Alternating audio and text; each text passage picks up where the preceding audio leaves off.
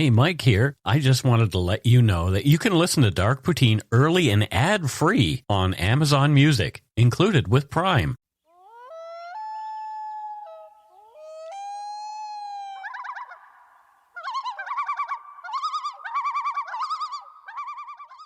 The loons mean it's the beginning of the show. Welcome back to Dark Poutine. I am Mike Brown. Across the table from me is my good pal, Matthew Stockton. Hello, Matthew. Good morning from the studio. Good morning from the Dark Poutine Yumber Yard studio. I guess that's what it is. I should get a sign for the door that says Yumber Yard. Why not? Not outside, because I don't want the neighbors to know that this is the Yumber Yard. Maybe it would be better if some of them knew so they could keep it down already. We're recording. Keep the noise down, Sonny. We're recording. What's wrong with you people? The views, information, and opinions expressed during the Dark Poutine podcast are solely those of the producer and do not necessarily represent those of Curious Cast, its affiliate, Global News, nor their parent company, Chorus Entertainment. Dark Poutine is not for the faint of heart or squeamish. Our content is often intense and some listeners may find it disturbing. We are not experts on the topics we present, nor are we journalists. We are ordinary Canadian schmucks chatting about crime and the dark side of history. Let's get to it. Put on your toque, grab yourself a double-double and a Nanaimo bar. It's time to scarf down some Dark Poutine. True crime that sizzles. Ooh, I kind of like that.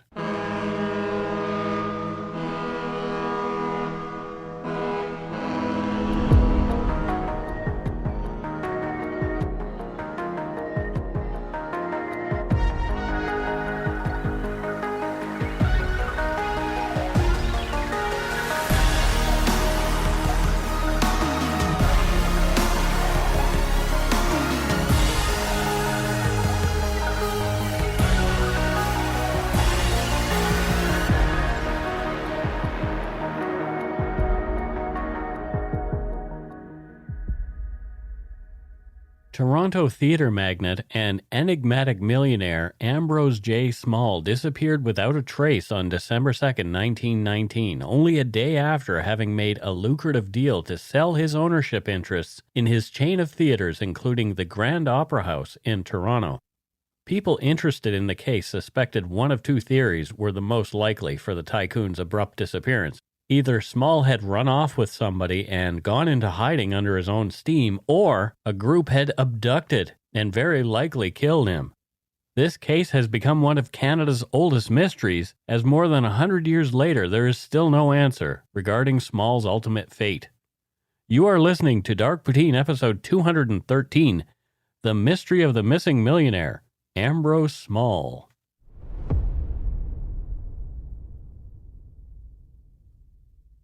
Ambrose J. Small was not born with a silver spoon in his mouth. Everything he had, he earned through hard work, sheer force of will, and an obsessive, sometimes problematic personality. It has been said that Small was not exactly easygoing. In her book, The Missing Millionaire, author Katie Dobbs paraphrased a theater critic of the era who stated that if Small had been nicer, perhaps more effort would have been put into finding out what actually happened to him. Dobbs went on to say that over the last century, the personality of Ambrose Small has been rendered down into that of a, quote, vengeful, petty businessman. Although he was definitely that, he was in fact much more complex. Dobbs' book dives deeper into his character and exposes a much more three-dimensional person. I highly recommend Katie Dobbs' book, published by Penguin Canada, to anyone who's interested in learning more about this very fascinating Canadian story.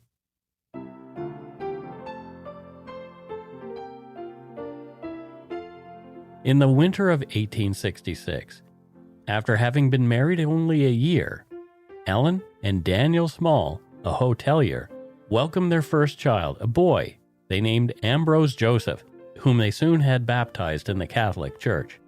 At first, the family had settled in Bradford in what was then called West Canada, and later became part of the province of Ontario. Running a hotel in those days was not as lucrative or prestigious as it might be today, but Daniel had dreams of the big city. In 1874, Daniel had worked hard enough to acquire enough cash to move the family to Queen Street in Toronto. Daniel leased the National Hotel and Tavern, which sat at Queen and Bathurst, just down the road from their home. The family was growing after Ambrose's younger sister Florence came along when he was 11.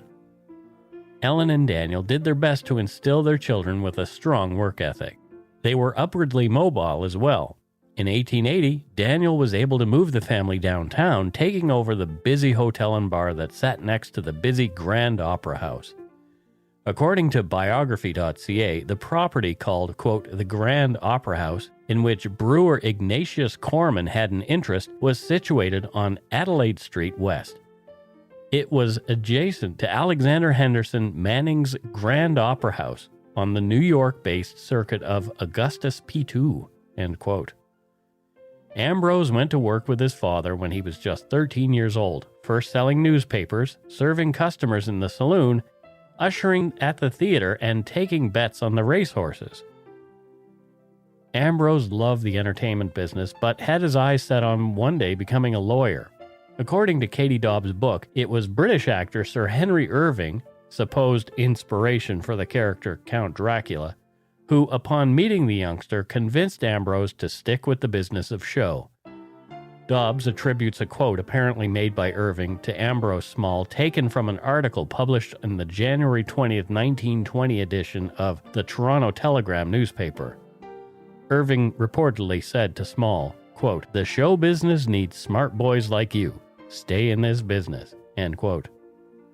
That must have stuck in the young man's head because Ambrose did just that, and at 18 he began working as an assistant treasurer at the Grand. The idea of owning the place was growing like a weed inside him. This is probably what led to his arguments with then manager of the Grand, Oliver Barton Shepherd. Shepherd fired Ambrose, who then took his talents to another establishment in the city called Toronto Opera House, a vaudeville and melodrama theater. It was there that Small got the experience that would lead to his eventually becoming one of the richest theater moguls in Canada at the time. Ambrose was 17 years old when his sister Gertrude was born. Ellen, Small's mother, who'd become more infirm after each one of her pregnancies, had developed Bright's disease, a then fatal kidney disorder. In 1887, when Ambrose was just 21, she passed away. Ambrose, though devastated by his mother's death, was rising through the ranks at the Toronto Opera House, eventually earning the position of manager there. He was saving his cash as well and started investing in the mortgages of other theaters around the city. After that, Ambrose Small's power grew as he aligned himself with other moneymen, including penning a deal with Clark J. Whitney, a well-known theater tycoon in nearby Detroit. After Whitney's death, Small moved in on Whitney's holdings in Ontario. Over the next number of years, the name Ambrose Small would become synonymous with the theater business in Toronto, and his massive walrus-style mustache made him quickly recognizable around the city. He was a smaller man, standing only 5'6" tall, but made up for his physical shortcomings with his knack for business. He was said to be ruthless, greedy, and power-hungry, eventually gaining control of a network of more than 30 theaters, both in cities in Ontario and in other Canadian provinces. From biography.ca, quote, "In the process, Small, who in 1906 was elected president of the Canadian Theatrical Managers Association, wrested booking control from the New York syndicates, developed a circuit of 34 theaters, half of them outside Ontario, through ownership, lease, or control of booking, and amassed a fortune. In 1912, his circuit was justly described by Michael Bennett Leavitt as, quote, one of the most carefully booked in America," end quote. So he was like Ticketmaster before Ticketmaster. Or more like Cineplex before Cineplex. Okay. Yeah, because Ticketmaster doesn't own the venues. Right. He owned the venues. Yeah. So it was like, so Cineplex. Do you ever go to the cinema? I don't go to the movies I anymore. don't. We have like a TV that works, and it's just sort of like... Well, and since the pandemic, you can rent a lot of new releases. Yeah. For the amount that you would pay to go see a movie anyway. Yeah, I bet you theaters will start disappearing. Eventually, yeah. Yeah. Yeah, like video stores did, and record stores. Remember those? Vinyl. We still have them, but they're for the vinyl does sound better. Anyway, we digress. As Ambrose Small was conquering the theater business, he also used his power to gain the favor of chorus girls employed in his various establishments, becoming an inveterate womanizer. According to a Toronto Star article, Small, quote, rewarded the chorus girls with chocolate and seduced them in a secret room at the Grand Opera House, decked out with a lavish bed, bar, and salacious paintings of nude women. Despite his lecherous ways, he married the daughter of his stepmother, Teresa Corman, and in doing so positioned himself to inherit a significant sum from his new in-laws. Small continued to have affairs after his nuptials, many to the knowledge of his wife, end quote. Even though Ambrose and Teresa seemed an unlikely match, she was a pious, generous, and creative person, while Ambrose was a hedonist and a chauvinist. In business, though, the couple were unstoppable. As they never had children, people have surmised that the union was more a business arrangement than a marriage. From the Canadian Encyclopedia.ca, quote, Teresa took shopping holidays in Europe and Small vacationed at racetracks in the United States. The Smalls lived in an opulent mansion in Toronto's affluent Rosedale district, but they slept in separate bedrooms, end quote. You know, a lot of people have marriages of convenience or marriages of state or strategic marriages. Mm-hmm. I don't think there's anything wrong with it, really. No. I like a good power couple. Sure, and for one reason or another, sometimes love marriages turn into marriages of convenience as well. Over time. Over time, yeah. You know, you get sick of each other. And just like, okay, this is our business. This is our business now. It's good for tax purposes. Have you ever been to Rosedale? I have never been to Rosedale. It is swank. Swank? It has like these beautiful old Victorian brick mansions. Yeah. That you'd really never see over here in BC. We don't see a lot of brick buildings at all here in British Well, Columbia. I think because A, there's so much wood out here, and B, earthquakes. Right. Right? Yeah. Well, yeah, I guess so.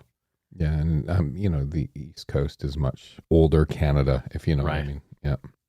Teresa's money helped Ambrose gain one of his proudest moments, perhaps, buying the Grand Opera House. When he took ownership, it was said that even before the ink was dry on the deal for the Grand, Small had taken great glee in unceremoniously tossing his old nemesis, Oliver Barton Shepherd, out of the establishment. Ambrose Small's abrasive personality, questionable business practices, and penchant for cheating when it benefited him made him many enemies, both in business and personally. From the Canadian Encyclopedia.ca, quote, Small gained a reputation for being ruthless and unscrupulous. He allegedly enjoyed finding means of cheating associates. He planted business contracts with clauses he called jokers that worked to his financial advantage. Small was also suspected of using his influence to, quote, fix horse races. His quarrelsome nature and his underhanded methods made him widely hated. Toronto journalist Hector Charlesworth, who knew Small personally, commented in his book More Candid Chronicles from 1928, quote, If I heard once, I heard a score of times the ominous words, somebody will get Amby someday, end quote. People like this either get their comeuppance or they don't, or they end up holding on to a great deal of power all their lives and get everything they want. Exactly. Right? I think we all think we all want to live in a society where we can like shake our fists and go, ha ha ha, you know, you got your comeuppance, but it doesn't happen often. No, I used to have this sort of idea that only good people succeeded, which is like totally not the case. If you watch It's a Wonderful Life, it's not actually good people who succeed. And look at what's going on in the world right now with some of the richest people on the planet. Well, you have the kleptocrats in Russia who essentially have stolen everything to become powerful individuals. And then you have people like Jeff Bezos at Amazon. Sure, he did some innovative things to help people. But now just sort of owns everything. Now he just sort of owns everything. He wants Rotterdam to disassemble a bridge so his giant yacht can get through. And it's like a historic bridge. Piss off. Right? He doesn't sound like a good guy. No, he sounds like a dick. Yeah. Well, I guess if you've got the money, you can be a dick. Yeah, I think I wouldn't be a dick if I had money. No. I don't know if I would. I don't know. I don't want to say I would not, because if it ever happens and I am, then people will say, hey, Mike said on episode 213 he wouldn't be a dick. But I don't know if I could handle it. I think I'd have like a massive, like I'd have like 100 dogs. I'd like save tons of dogs. I thought you were going to say you'd have $100. No, I'd have like all these dogs that I look after. That's a noble thing. I'd be the crazy dog man. Sure.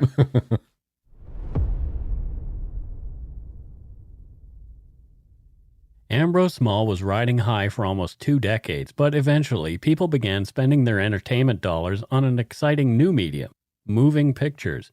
As audiences began to gravitate away from live entertainment in favor of film, Ambrose started to lose money and decided to sell his chain, as according to biography.ca, Small's business was, quote, faced with increasing production costs and decline in the theatrical touring business, end quote.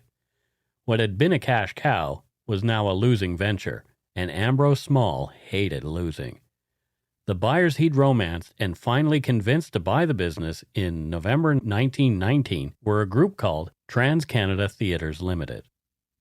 On December 1st, 1919, Small was excited to get the deal done to sell his flagging business. He was set to make out like a bandit, scoring $1.7 million for his theater chain. Using an inflation calculator, I discovered that $1.7 million in 1919 had the buying power of just shy of $28 million in today's currency. Quite a pretty piece of change. From Maclean's magazine, quote, the deal had been closed in the law offices of Osler and Harcourt in the presence of Small's friend and attorney E.W.M. Flock, Mrs. Small, and W.J. Shaughnessy representing Trans-Canada Theatres. Shaughnessy had brought from Montreal a certified check for the down payment of $1 million. Trans-Canada folded before any of the $700,000 balance could be paid. End quote. On December 2nd, 1919, Ambrose went to his office at the Grand. From there, Small went out and purchased jewelry, a fur coat, and a Cadillac for Teresa before going to his favorite barber for a shave in the early afternoon. According to Katie Dobbs, Ambrose had bragged to the barber that he had a check for $1 million in his pocket and was on his way to a celebratory lunch with his wife and their lawyer. After lunch, Small dropped off his wife at a Catholic orphanage on Bond Street where she had been doing charity work, saying that he would be home for dinner at 6. Ambrose then left for the Dominion Bank to deposit the massive check. At around 5 p.m., lawyer Edward Flock dropped in to see Ambrose in his office at the Grand to pick up his commission for doing the legal heavy lifting for Ambrose in the Trans-Canada deal. Flock later said that Ambrose seemed as happy as a clam. He was a very rich man, after all. Ambrose invited Flock for dinner at his home, but as the attorney had to catch a train, he declined. Flock left the Grand at around 5:30 p.m., and after that, there was never another confirmed sighting of Ambrose Small, dead or alive. When Ambrose did not come home for dinner, Teresa had gone out around the city looking for him at his usual haunts, but there was no sign of Ambrose. She did not report Ambrose as a missing person. He disappeared for a few days before. He might simply be off with another woman, perhaps his favorite, a married lady named Clara, celebrating his recent windfall. Teresa told friends and business associates who asked that she believed Ambrose would come home soon, and they had no reason to disbelieve her. He had done it before. Over the next week, even with her husband missing, according to newspaper social columns, Teresa kept her pre-scheduled engagements. According to Katie Dobbs' book, on December 8th, 6 days after Ambrose vanished, Edward Flock arrived in Toronto to take care of some more business with Ambrose. When he didn't find Small at his office at the Grand, and other employees told Flock they hadn't seen Ambrose at all in the last week, Flock contacted Teresa. Teresa asked Flock, "Isn't he with you?" Flock found it odd that this was the first time he was hearing about Ambrose Small's disappearance. Why hadn't Teresa reached out earlier? It wasn't until a full 2 weeks after Ambrose Small disappeared, December 16, 1919, that James Cowan, the Grand's manager, contacted police to report Ambrose a missing person. As we know, the hours after a disappearance are crucial in finding clues. Small hadn't packed any suitcases and wasn't suspected to be carrying much cash, so it was unusual that he had just disappeared. Police found no evidence of him paying for transportation or accommodation by check either. So what happened to Ambrose? We'll take a break right here.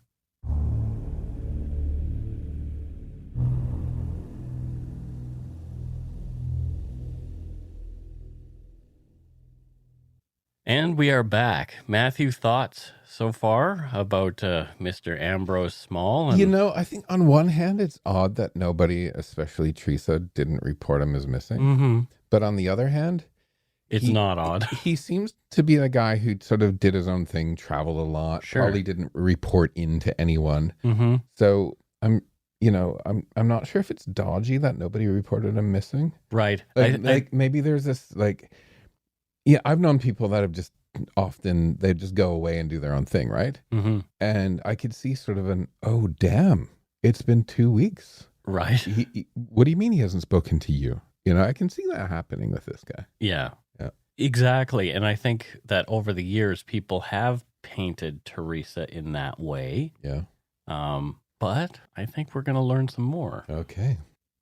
D.C. Draper, Toronto's chief constable at the time, sent out a missing poster with Small's details and a photo of the missing man. Ambrose J. Small. Description: age 53, 5'6" or 7 inches tall, 135 to 140 pounds, blue eyes, reddish complexion, brown hair and mustache, streaked with gray, hair receding on temples, is very quick in his movements. Mr. Small, who was well known in theatrical circles in the United States and Canada, was owner of the Grand Opera House, Toronto, and was last seen in his office at his theater on the afternoon of December 2nd, 1919. When last seen, he was wearing a dark tweed suit and a dark overcoat with velvet collar and soft felt hat. The above photo, although taken some time previous to his disappearance, is a good likeness, except that for a considerable time he has been wearing his mustache clipped short. A reward was offered by Teresa for the return of Ambrose Small, $500 at first, but eventually growing to $50,000 were Small found alive, and the reward dropped to $15,000 if he were found dead. The reward proved effective at bringing people out of the woodwork, claiming to have seen Ambrose Small or knowing where he was, but unable to produce any actual evidence.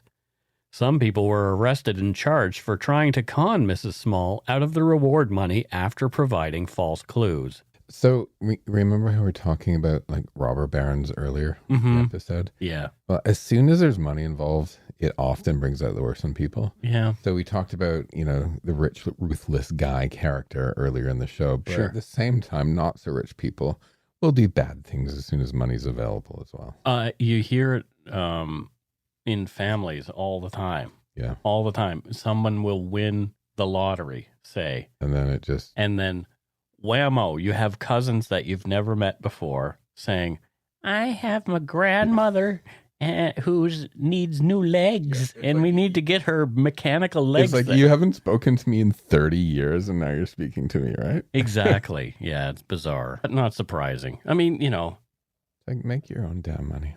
Yeah, make your own damn money. From a Maclean's magazine article, quote, early in the investigations, 2 newsboys, Nat and Louis Savian, testified that they had seen Small walking east on Adelaide Street sometime after 5:30. Fred Lamb, owner of a hotel next to the Grand, said Small had dropped into his hotel Tuesday night and stayed until 7. There was no doubt about the sincerity of his testimony, but considerable doubt that the witnesses could be sure that they had seen Small on a Tuesday, the day of his disappearance, and not the day before. Alfred Elson, a caretaker in a building on Bloor Street, stated that on the night of December 2nd, he had seen 4 men bury something heavy in a dump in Rosedale Ravine. George J. Soucy, an engineer with the Maclean Publishing Company, claimed that on December 2nd he saw Small held in a car speeding north on Yonge Street. End quote. Police searched the Rosedale Ravine, dredged the harbor in Toronto, and looked all over the Grand and Small's other properties, even digging up the basement of Small's mansion at one point, but found nothing. There were several claims of Small being held for ransom by gangsters in New York, but all investigations into those lines of inquiry proved no real evidence. In the months after his disappearance, sightings of Ambrose came from Canada, the United States, Europe, and again, according to Maclean's, quote, Blackstone the magician later swore an affidavit that he had seen Small playing roulette in Juarez, Mexico on April 8, 1920, end quote. There was a suspect in Small's disappearance, his personal secretary, John Doty, a.k.a. Charles B. Cooper. He had coincidentally disappeared around the same time as Ambrose, having stolen $100,000 in negotiable victory bonds from the company's safe deposit box sometime very close to Small's disappearance, from the encyclopedia.ca. Doty had worked for Small for several years and had often complained about his tiny salary. Doty disappeared soon after Small did, along with about $100,000 in bonds from Small's safety deposit box in the Dominion Bank. Police learned from informants that Doty had spoken of plots to kidnap and murder Small. Doty was eventually arrested in Oregon, where he'd fled. He confessed to stealing the bonds and was sentenced to a term in prison, but because police had no proof that Small was dead, they couldn't charge Doty with murder. There were a lot of weird reports connected to Ambrose Small's disappearance as well. In 1922, a newspaper in Kingston, Ontario, the Daily British Whig, said that famed psychic medium Louis Benjamin was claiming he knew Ambrose Small was alive and well. The headline screamed, "Medium declares he saw Small's astral body." The subtitle was, "Louis Benjamin says that theatrical magnate appeared before him." Oh, dear. The article reads, Toronto, March 31st, 1922. Ambrose J. Small is alive. At least he was alive 2 weeks ago. That fact has been established by Louis Benjamin, the medium, who saw and spoke to him while Small stood at the foot of his bed. It was Small's astral body that Benjamin saw, which he says proves that Small is still alive. The same vision came to him 3 months ago in the early morning. Small's head and shoulders were only visible at the time.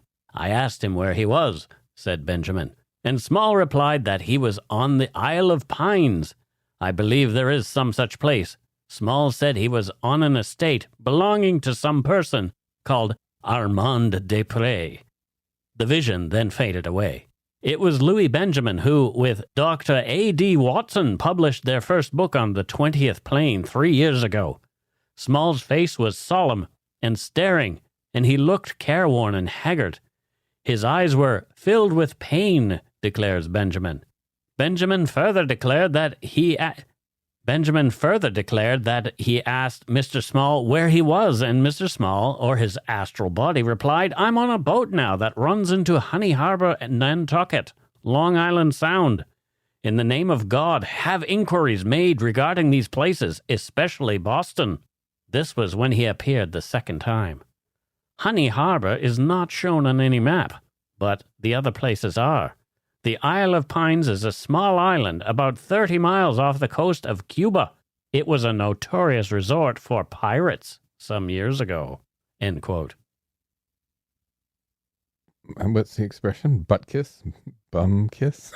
Butt kiss. Butt kiss. Butt kiss actually means nothing. Oh, no. Okay. So I think you're thinking of another word that begins with B, which is bullshit. Yes, that's the word. This shit makes me laugh.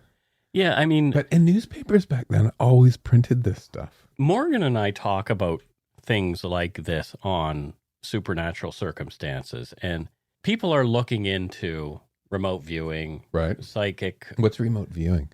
Remote viewing is someone sits in a room, right, and tries to determine what other people might be seeing or looking at in another place. Okay. And there have been examples of people being bang on. Okay. And I think it has to do with quantum physics.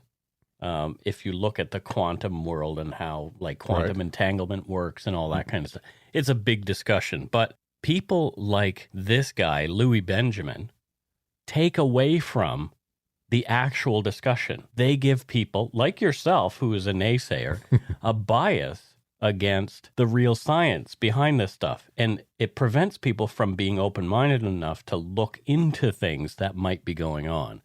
I think Louis Benjamin was an absolute bullshit artist in this regard. Professional scammer type. Right. Thing. Yeah. Right. And there's more people like that in this episode, but we need to make sure that we don't let one bad apple spoil the whole bunch, because maybe there are some things that we can learn in this regard. So, yeah, Louis Benjamin, go shit in your hat. But people doing real psi research, don't go shit in your hat. Keep doing that.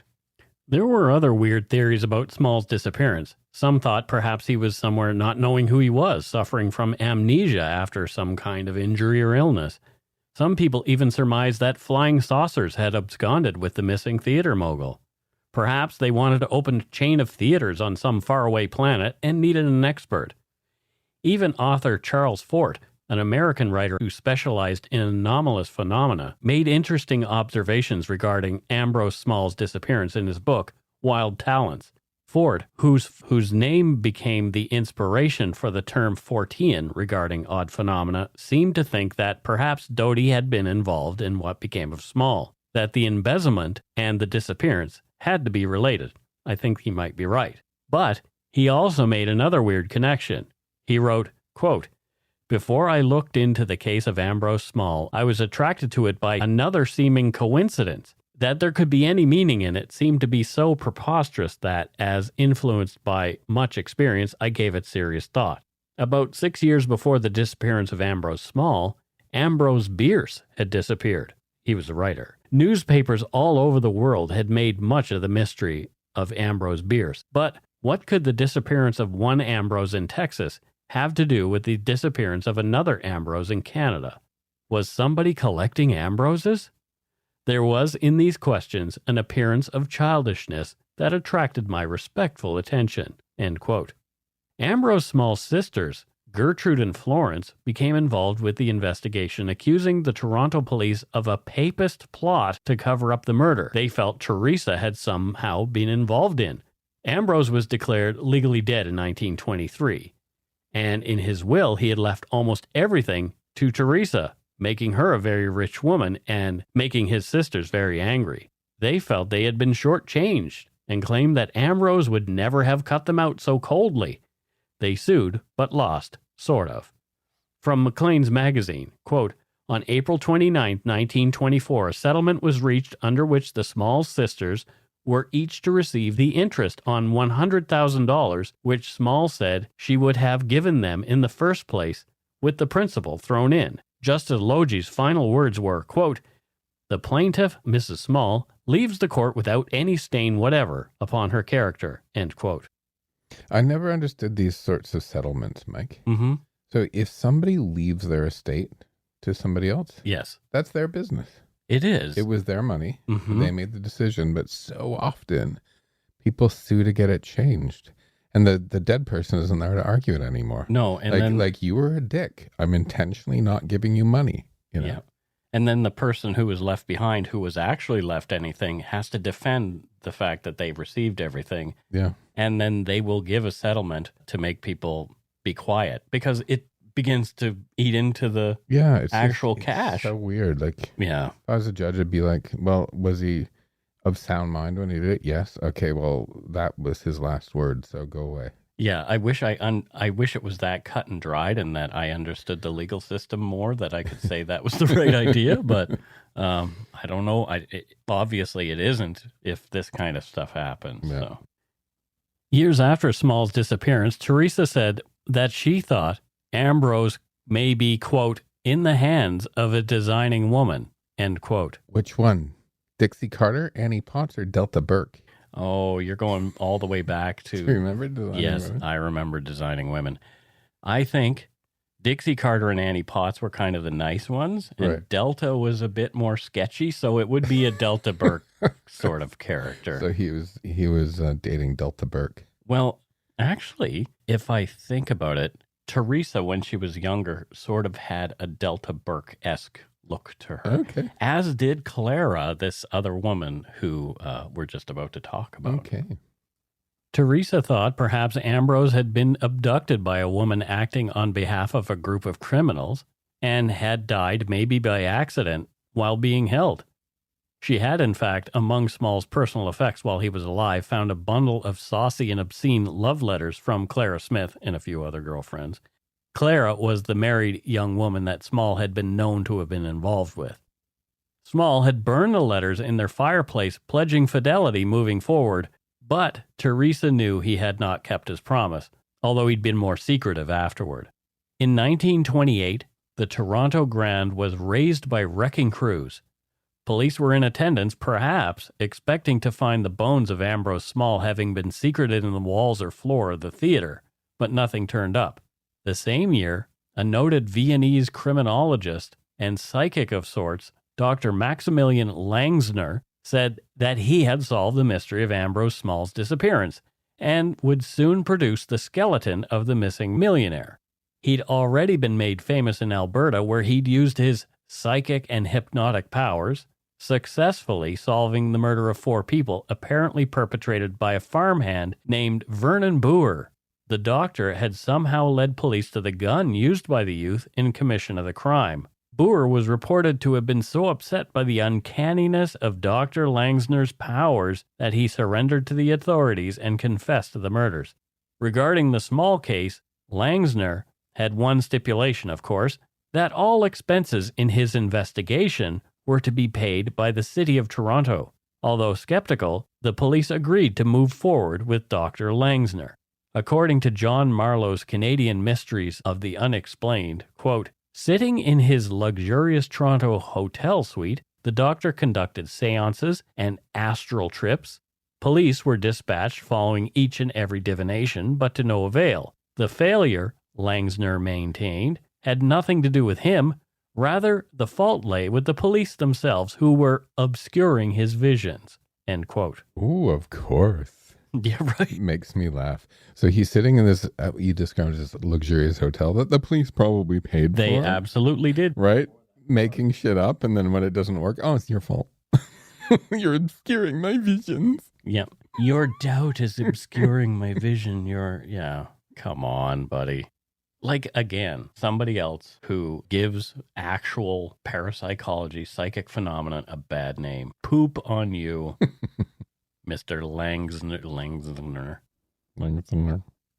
Teresa Small died in 1935, and much to the chagrin of everyone, including Gertrude and Florence, Small's sisters, she left everything to a Catholic charity. In 1936, the sisters produced another letter they claimed had been written in 1929 by Teresa Small, who wasn't around to ensure the veracity of said letter. The sisters claimed it was a confession by Teresa from beyond the grave. As printed in the Kansas City Star, it read in part, quote, I feel downhearted and lonely. I spend most of my time in prayer and preparing my soul for a happy life with God after death. I received absolution from our Holy Father for the great sin I committed December 2nd, 1919. But I still feel I should not leave this world to face the Eternal Father without telling you what happened to your brother. Poor Ambrose was killed on December 2nd, 1919, and I know that a part of his body was burned in the Rosedale Ravine dump, and the other parts were burned in the Grand Opera House furnace. You will be surprised, my dear Florence and Gertrude, to learn that I am more than any other person responsible for your brother's death. God forgive me. I will not cause any more pain to a living soul, and that is why I will not reveal the names of those who are involved in this gruesome crime. But I will tell you one thing. It cost me plenty to close their mouths. I am leaving the bulk of your brother's estate to those who are doing Christ's work on earth. They will always pray for the repose of our souls. I have told many untruths about you and Ambrose in court and said unkind things in many unsigned letters which I have sent to you. I hope you will forgive me, and your forgiveness will be pleasing to God. I request you, in the name of Christ, not give the contents of this letter to any other person. Leave the matter rest. This confession, which relieves my mind of a great burden, is typed by a very dear friend of mine who will deliver it to you after death. Forgive me, my dear Florence and Gertrude, and pray for the repose of my soul when I pass away. God bless you, your loving sister, signed T. Small. The letter featured in yet another case brought by the sisters questioning the will that left Ambrose Small's nearly $2 million estate to Teresa. After an 8-day trial in the Supreme Court, the case was dismissed by Justice Nicol Jeffrey, who called the claims incredible and said pointedly that the supposed confession letter was an unquestioned forgery.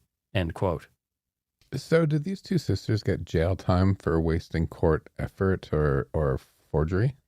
It was not ever proven that they were the authors or had anyone author the letters. They were given the letter by somebody else. Okay. And provenance of the letter, like saying this is a Da Vinci, when you're not sure if Da Vinci ever painted it. So it looks like a Da Vinci and it smells like a Da Vinci, but nobody else ever saw Da Vinci do this, and it was unknown up to this point. Because the provenance of the letter was problematic, right? Nobody really knew where it came from. So, and by the judge's reaction, didn't even smell like a Da Vinci. He calls it an unquestioned forgery. Yeah, exactly. Reports of Ambrose Small being spotted in Paris walking in the company of two women in the decades after his disappearance went unconfirmed. In 1960, the Toronto police stopped actively investigating the Small case. It is rumored that Small's ghost haunts one of his old and now refurbished establishments, the Grand Theatre on Richmond Street in London, Ontario, Matthew's neck of the woods. Author John Robert Colombo claims this is fitting, as it is believed that of all of his theaters, the Grand in London was Small's favorite. From Colombo's Short Stories of Canada, quote, "The Grand opened its doors in 1901 and Small's spirit took up residence following his disappearance. Theater folk are a superstitious lot, so it is not surprising that if anything went awry thereafter, during a production or between productions, it was blamed on Amby, the ghost of the Grand. Amby had his own box, stage left. Bela Lugosi performed at the Grand. Beatrice Lilly, the Toronto-born toast of vaudeville, appearing in a review, claimed that a memory lapse saved her life when an arc light fell and shattered center stage where she should have been standing. Throughout the 1950s and 60s, actors and stagehands reported seeing Small's ghost walking the wings or standing in the fly loft. Actors and actresses attributed little mishaps like clasps on costume jewelry becoming undone to the spirit of Ambrose, who loved practical jokes. Yet in 1975, when a producer of television documentaries arranged for 7 psychics to meet in a circle on the darkened stage of the Grand, not one of the psychics was able to contact the missing man's spirit. Although one of the psychics claimed that he had received a spirit message that said Ambrose would not be forthcoming. This has proved to be true so far. Still, Small's spirit may well have saved the building from extensive damage. During renovation and restoration work in 1977, a bulldozer clearing debris kept stalling. Good thing it did. It was within inches of knocking down the building's retaining wall. The Grand Theatre is now completely and safely restored to its former Edwardian glory, perhaps thanks to Amby, the ghost of the Grand. The ghost of the Grand. Yes. I love the Grand Theatre. So you were familiar with it, and I'm really kind of glad that there was something in this episode that you can talk about as far as a place that you've been. So yeah, I did a bit of work for them when I first started. Yep. I used to hang out with somebody, a real estate person in London, who had it was the old firehouse right across the street, and her house and office over there. Oh, cool. We used to have drinks there, then there's a restaurant called Garlic's that I helped launch. Go to Garlic's and then go to the theater. It punches above its weight in terms of like a regional theater. Okay. You know what I mean? Like they have some really good stuff. Yep. But I wouldn't call the Grand isn't the only Edwardian bit, or the old bit really is the perineum arch. Okay. Sorry. Perennium? There's a perennium arch? No, don't put that in, please. No, I'm going to. I have to. Proscenium arch. I just said the perineum arch. Oh boy. My God. Yeah. You know the arch though. You know what I don't have a perennium arch. I know what you mean. That was a great. So the arch above the stage. Yeah. Yeah. So that has the old bit, but the rest is quite modern. But it's really good. It's a really good theater. Yeah. So now everybody's going to ask for a perennium arch T-shirt. Matthew and his perennium arch. Jesus. Oh, Lord. Slip of the tongue. Nothing's Nothing's forgiven, and you're going to be mean. And you're then gonna you put say slip of the tongue when you're talking about perennial marches. Oh, dear. Oh, Mike, you're dragging us down, man. You've just dug yourself a big hole. Proscenium. Oh, a hole. Big hole. Proscenium arch. Okay. Perineum. From the Canadian Encyclopedia.ca, speculation over Small's fate has continued, and the case has been subject of magazine articles, books, paintings, and radio play. In 20 Mortal Murders, 1978, Canadian author Orlo Miller made a case for Small's body being incinerated in the furnace of the Grand Theatre in London, Ontario. A recent study by Canadian crime historian Peter Vronsky offers the theory that Teresa was involved in Small's murder and the police officer in charge of the investigation staged a cover-up. The most notable fictional treatment is in Canadian author Michael Ondaatje's 1987 novel, The Skin of a Lion. The Small case remains an iconic Canadian mystery. End quote. Regardless of what happened, everyone connected to this case is long dead, and the mystery remains, as Ambrose Small is still missing. I've been racking my brains. I have no idea what happened to him. I kind of side with Teresa. I think somebody may have kidnapped him actually, and he probably died during the kidnapping. And they chickened out to ask for anything. Yeah, exactly. Okay. Yeah, because there were hints of people saying hold him, all that kind of stuff. There was notes and those kind of things, but none of it was ever proven that that's what was going on. So I'm kind of with her on the, yeah, he probably did that way. Or maybe he died by misadventure. Maybe he went out that night on his way home, got drunk before he fell into Lake Ontario or something. Yeah, exactly. Something simple like that. And just never found. Mm-hmm. Yeah, it could have been. And there were bones that were found at some point in an area where they thought he might be, but turned out to be human, but somebody else's. Okay. So nobody knows what happened to Ambrose Small. And we probably never will now. Well, no, of course not, because it's over 100 years ago. As soon as everyone's gone. Right? Mm-hmm. And in fact, the children of somebody who might have known are also gone. So it's going further and further away. But, interest hasn't waned in cases like this. It's like... because it has the theater, right? And sort of a high roller. And, this is one of those stories that people like to hold on to. Yeah, the unsolved, like Jack the Ripper kind of thing. That's and there's a bit of glamour in this one, right? Yeah. And that's it. For Dark Poutine episode 213, The Mystery of the Missing Millionaire, Ambrose Small. That's right. It's time for voicemails. You can leave us a message at 1-877-327-5786 or 1-877-DARK-PTN. We'd love to hear from you. Let's see who called us this week. I'm still laughing about Perennial March. Anyway, let's listen to our first voicemail. Hopefully it's nobody calling about their perineum or perennium or however you pronounce it. Hey, guys. My name's Tim. I'm calling in from West Central Germany. And I'd really like to say that I'm a longtime listener and I love your show, but I can't, only because I haven't been listening long. However, my wife, Carrie, can, and she's the reason I'm calling. She listens to almost every crime podcast out there. She started with the two women that do the, My Favorite Murderer, she wrote, or something like that. Well, you guys are now her favorite. Every week she cannot wait for your new podcast to come out. So I've been telling her this past few weeks, man, you got to throw some coinage at these guys. They're great. They deserve it. They work hard. They put out a good show. Throw some coinage. Well, she never got around to it.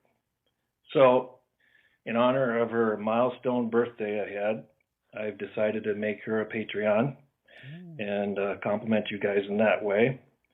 And I just want to keep up your good work with your Black Pudding show. And as they say in Germany, Scheischen deinen Tut. All right, take care. I think that's our first caller from West Central Germany. My guess is he's probably near Frankfurt. Could be. Maybe he's there with the Canadian forces. I don't know if they're still in Germany. I spent a summer in Frankfurt. Mm-hmm. And thank you. Bankford, Manhattan. So thank you so much to yourself and to your wife, Carrie, and happy birthday, Carrie. Wow, that's amazing that she now likes us a lot, which is very cool. That is awesome. Yeah. It makes me feel good. I'm like, what's that actress? You like me. You really like me. That was Sally Field. Yes. Yeah. When she won for The Flying Nun, the Oscars. And yeah, it'll be, by the time this episode comes out, the Oscar results will be in. How do you know that she won for The Flying Nun?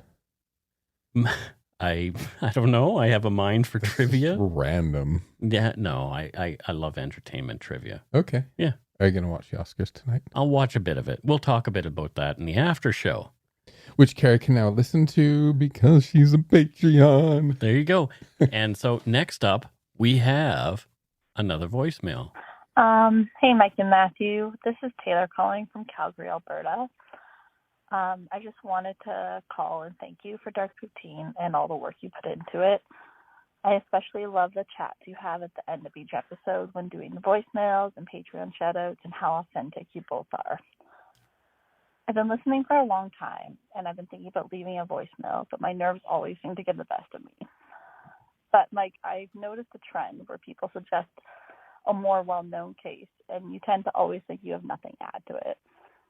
And I just wanted to call to say you totally have something to add to it. The way you focus on the victim of these crimes and not the perpetrators is so important. You make us see the victim's life and not that they were a victim, but they were a person. Anyways, please just remember how deserving you are of this following and this community you've created. You both radiate light, love, and goodness. And I appreciate it so much, and that's something we can all use a little more of in every day. Okay, thanks. Bye. Thank you, Taylor. Yeah, that was really nice. And I have been thinking about more stuff like that, and I will probably cover more well-known cases, and this was one of them. This is one of those cases where so many people have already covered this, but I don't know. I kind of like the unsolved aspect of this, and Ambrose being a problematic individual was kind of there are a lot interesting. of real characters in this, Right? Yeah. But Taylor's name reminds me of Taylor Hawkins, who died yesterday. Yeah. Really sad. We were just talking about the Foo Fighters in the after show last week as well. Mm-hmm. Yeah, I'm a big fan of the Foo Fighters, and when I heard that news yesterday, I was just like, "Oh no," because I just watched Studio 666, their movie, and Taylor actually was a bit of a standout in that for me, anyway. Mm-hmm. Yeah, I mean, he was only 50 years old and leaves behind a wife and kids. Good drummer. Yeah, an excellent drummer. The dude had like $1 million smile. Totally. He looked like a friendly guy. I think he spent $1 million on his smile. I don't know. But yeah, I mean, a good guy. And he had a similar struggles that Matthew and I both had. Mm-hmm. So yeah, it's tough to see somebody go in that way. And well, what we assume is that way. Mm-hmm. So anyway, let's listen to another voicemail. Hey, y'all, this is May. I was just wanting to finally call in. I've been listening to you guys for most of the pandemic. The way I found you was I was doing some light pandemic day drinking, my box of wine, during the early stages. And I was trying to get Uber Eats poutine. Now, I'm from Florida, and we don't have that here. But I moved up to Washington State, and since they're so close to the, Mother Canada, they have it there. And so I was trying to Uber Eats some poutine, but I apparently was Googling it in my podcast, my Google Play podcast area. So y'all came up, and I listened to you because I do enjoy true crime.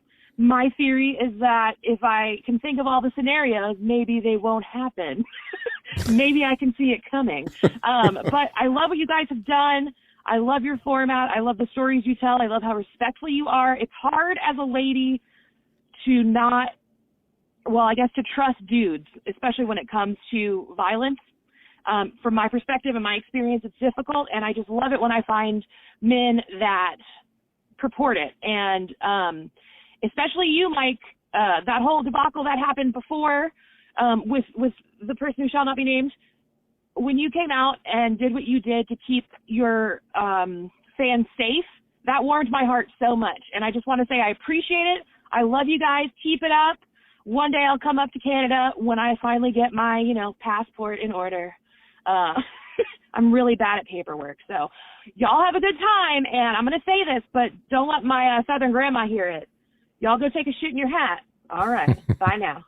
Well, there you go. Thank you, May. That's so great. And we may come down to Washington State at some point soon-ish. Not may. Must.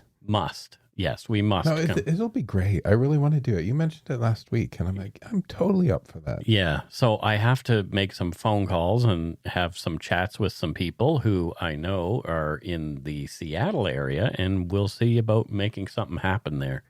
But we want to do something local first, then maybe something on the island for our island fans, because there's a big bunch of them over there. When I was a little kid, I thought the President of the United States lived in Washington State.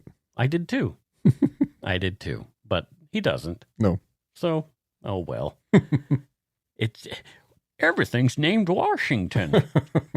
Anyway, thank you so much, May. Thanks, May. Yeah, and I appreciate the kind words, and I love that. I love that she was looking in Uber Eats for poutine and found us. Yeah, it's it's really fun. Well, Matthew, you thought I owned a poutineery before. I know. With Yeah. that sticker, I'm like, hey, you own a poutineery? You're like, No. Yeah. Well, such is life. But yes, we really appreciate that we're having an impact positively in regard to being male. I haven't always been a nice guy, but I have.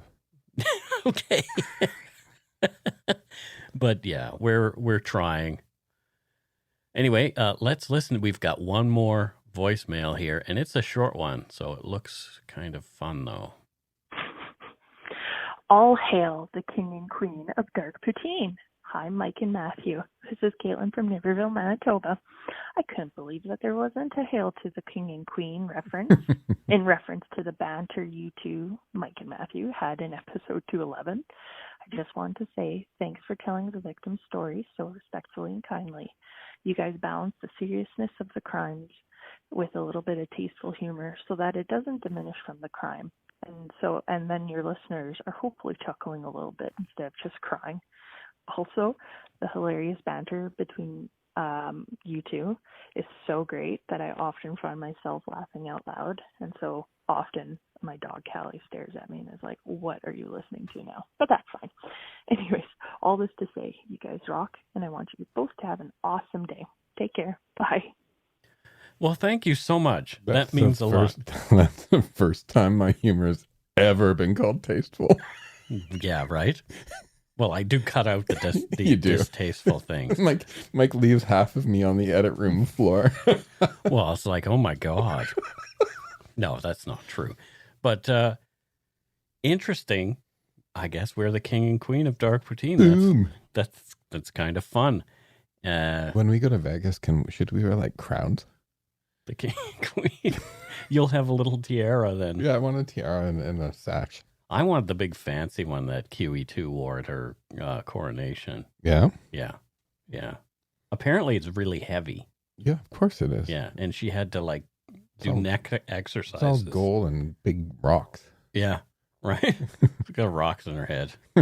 Oh, poor old Lizzie. She's not doing so good. Well, she's in her 90s. Yeah. So, yeah. Oh my, more Canadian stuff talking about the Commonwealth and the Queen. Talking about our head of state. That's right. And you have a picture of our head of state in my entrance hall. In your entrance hall. She has her eyes closed. Yes, the first ever official 3D portrait of the Queen. There you go. It's a lenticular that she sat for. Very nice. Yeah, Chris Levine, the artist, really good guy. Mm-hmm. And it's quite a beautiful picture of her, actually. It's called Equanimity. Mm. And he had a discussion with her about meditation.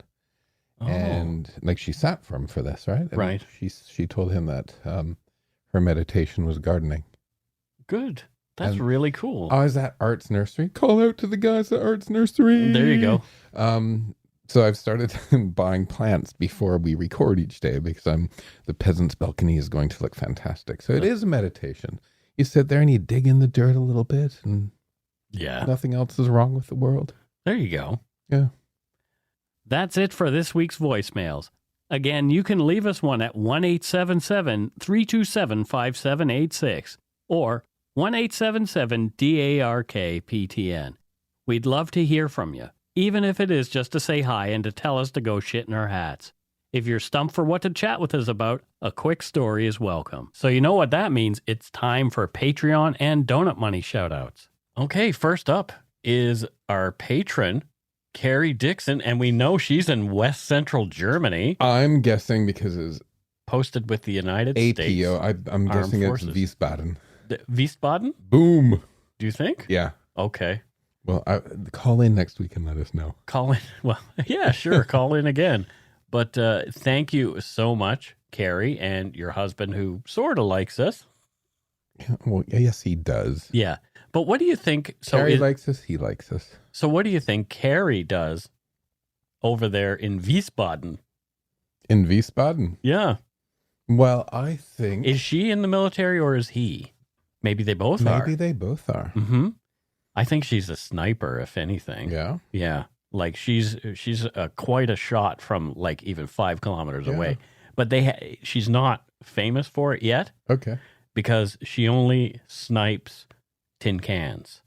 Nice. Yeah, because she's actually a pacifist in the military. So, Carrie, if you are indeed in Wiesbaden, next time you're driving in Frankfurt when you're in Kennedy Alley, think of me. I used to live there. There you go. Yeah, named after Kennedy.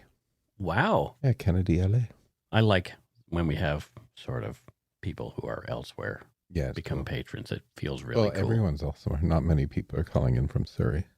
No. Where Missouri folks at? Next up, from Rocky Mountain House, Alberta, April Wilhite. April Wilhite. Well, thank you, April. And what does April Wilhite do there in Rocky Mountain House, Alberta?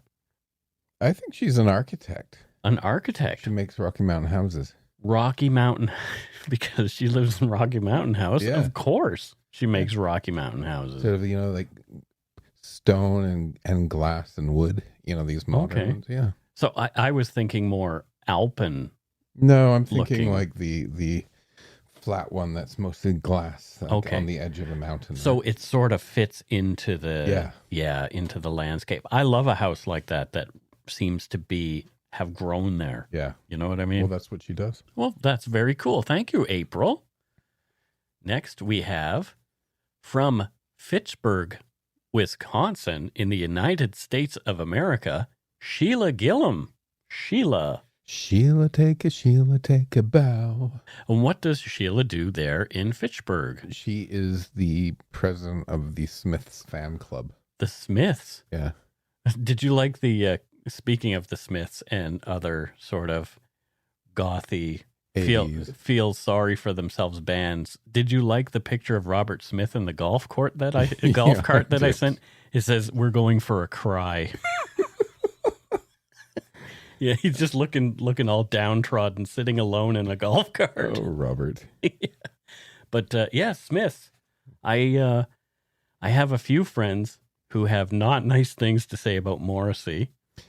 Yeah, well, he's gone sort of weird in his old age. Yeah, he was a little wibbly to begin with. Yeah. But he was easier to connect with in the 80s. Yes. Especially when we were feeling that angst and depression as young people, downtrodden. In the seaside town, they forgot to bomb. Come on, Armageddon, come on. Did you ever dance in your room down to the knees? No, I did not. Okay. No, I used to sing. I used to sing in my room. Yeah. I used to play music and be moody. Be moody? Yeah, I did the same. I think every teenager does. Next, we have, what a great name, Stephanie Bourgeois. Stephanie Bourgeois. Stephanie Bourgeois. The last decadent delights of the bourgeois. So I don't know where Stephanie Bourgeois is from, but I think it's probably somewhere pretty swank. It's somewhere bougie. Bougie. I think she lives on Rue Saint-Honoré in Paris. Oh, very nice. On the good end. Oh, really cool. Yeah. I love Paris. I've been talking about going back there, and I think I need to go. I really think Paris needs to be in my very near future. I love it there so much. Go. Yeah. But I always want to smoke when I'm there. Don't. Yeah, it's like Gitane, those awful cigarettes. I used to smoke those. Yeah. And it was like, oh my God. I think I feel like I just smoked a whole pack of cigarettes. Yeah. Yeah. But I haven't smoked in, 24 years. So Wow. I probably shouldn't pick it up again. No. Because you know what one leads to? Another. Yeah, every single time. So what does Stephanie do there? She's so bourgeois. Does she have a job? Does she have an occupation or a vocation? Or is she a philanthropist? What is it that she does? She's the head curator at the Louvre. Of course she is. Yes. Of course she is. The Louvre is such a fantastic place. You can get lost in there, and if you spend an entire 8 hours in there, you won't see everything. There's no way. My favorite painting in there is called The Raft of the Medusa. The Raft of the Medusa. I think we've talked about this before. Huge. Yeah. I want to see it. Yeah. Up close again because I've seen it. Yeah. Yeah. And the Cupid and Psyche statue is really nice. Mm-hmm. And what is underwhelming? Mona Lisa. So underwhelming. Such a tiny little and there's painting. A billion people. Yeah, a billion people crowded around it. I saw it once, and I've gone to Louvre a lot of times, and I skip it because there's so many things in that museum that just for me personally are way more interesting. Are you allowed to take your phone into the Louvre and take pictures? I don't know. I don't typically see people doing that. I don't know a lot of people who've been to Paris lately. I have photos from the Louvre, but that was in the 90s. So. Yeah, I went in the 80s. Okay. And I had my little disposable camera. It wasn't a Polaroid. I can't even remember what the brand was, but it had a tall flash on it with like 6 different flashes. Aww. Yeah, that's what I had. That's great. Yeah, but thank you so much, Stephanie Bourgeois, Stephanie, for doing what you do there at the Louvre because somebody's got to do it. So next up, we go to PayPal, and our first Donut Money donor this week is Nancy Mead, and she's from Jacksonville, Florida. Jacksonville. And she says, donuts, ! 2 peace signs and 2 donuts. So that's kind of funny. Thank you, Nancy. Thank you so much. What does Nancy do there in Jacksonville, Florida? She makes mead. She makes mead because her last name is Mead. Yeah. Wants to keep to the easy. She and her partner do the medieval dinner theater. Do they have an apiary? They have an apiary. Well, there you go. Yeah. And do people know what an apiary is? That's where you keep your bees. That's right. And as mead is typically made from honey. Yes. And there is mead that is apparently drinkable from Egypt, if I am correct in my assumption, because honey doesn't go bad. Interesting. Yeah, weird, right? I wouldn't. It's like, boy, there's a lot of alcohol in this. Yeah, it's been fermenting for 5,000 years. Next, we have from Australia, we have Carolyn Butler. Says, hi from Australia. My wife is Quebecois and introduced me to your podcast. If you shit in your hat down under, you'll get attacked by drop bears. Have a coffee on us. What? What's a drop bear? I don't know. Well, Carolyn Butler's a nice lady. She's sending us a little bit of cash from Australia, which is fantastic. Oh my God. I apologize for what is a drop bear? I'm going to look it up. You need to Google drop bears right now because I want to know what an Australian drop bear is.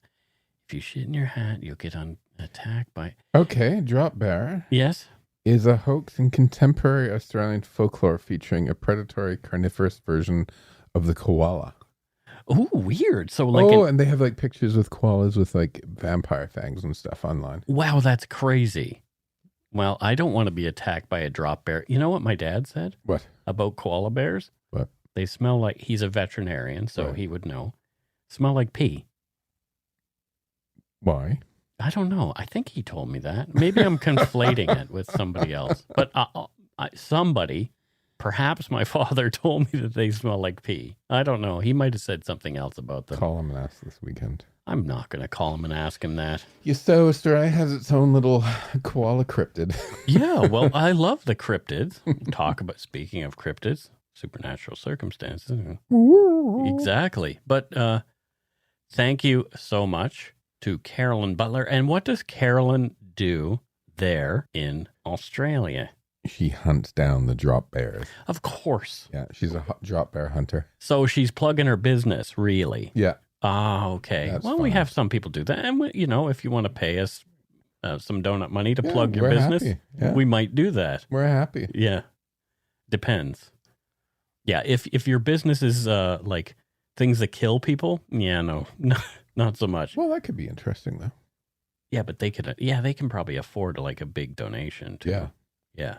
So if you want to promote your war machines, you want to promote your war machines, it's $10,000. Anyway, and your name can't end in TIN. Okay. Just so you know. Yeah. Thanks to all our patrons and Donut Money donors, past and present, for your generosity. It helps to keep the show going. You can become a patron of Dark Poutine at patreon.com/darkpoutine. For a one-time donation, you can send us donut money via PayPal using our email address, darkpoutinepodcast@gmail.com. If you don't already subscribe to the show, it would mean a lot if you did. You can easily find Dark Poutine on Apple Podcasts, Spotify, or wherever you listen to your favorite shows. If you haven't gotten yours yet, my book, Murder, Madness, and Mayhem, is available to order via a link on the Dark Poutine website. And speaking of darkpoutine.com, please check it out for show notes and other cool stuff. We'd appreciate it if you took the time to give Dark Poutine a like or a follow on Facebook and Instagram. Most importantly, thank you for listening, and tell your friends about us. Word of mouth is a powerful thing. Until we return, don't forget to be a good egg and not a bad apple. Until we meet again. Don't know where, don't know when. Oh, Vera is rolling around in her grave somewhere. Was that Vera Lynn? It was. That was a good song, though. Yeah, it was a good song, but you didn't do a good rendition of it. My mama says just because you can't sing, it doesn't mean you shouldn't. That's right. I'm not saying... Maybe... Matthew, maybe sing on your own show. You should... Matthew, do you sing solo? Solo, no one can hear you? Or maybe you should sing tenor 12 miles away. Anyway, see you later, folks. Bye. Bye.